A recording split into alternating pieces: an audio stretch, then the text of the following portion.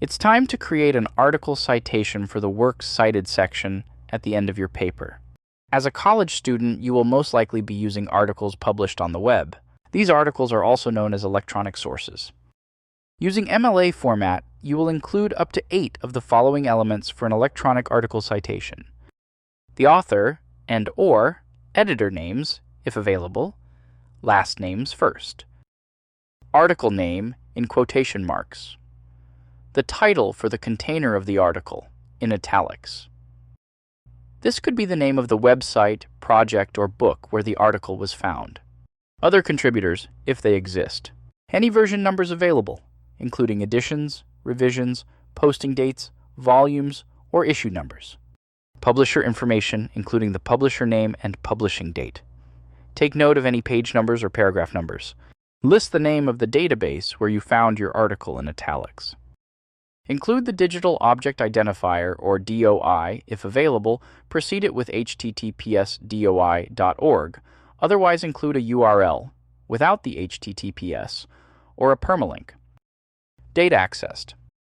While not required, saving this information is highly recommended, especially when dealing with pages that change frequently or do not have a visible copyright date. If the content for one or more of these sections is not found within your source, simply leave that part or those parts out. In MLA-style citations, periods and commas serve specific purposes. Periods are used to abbreviate words or to separate the sections of the citation, while commas separate related information within each section. Once you have all of your parts in place, you will need to give your citation a hanging indent. A citation has a hanging indent when its first line begins at the left margin, and each line below it is indented. A second container should be added in if your scholarly or journal article was retrieved from a database. Even if your citation is generated using a citation tool, such as the one found in the Gale 1 file database, it will still need to be adapted manually to give the correct MLA format.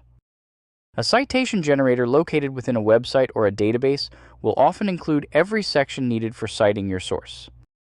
The problem is, these sections regularly get placed out of order, and punctuation may be used incorrectly when generating citations automatically.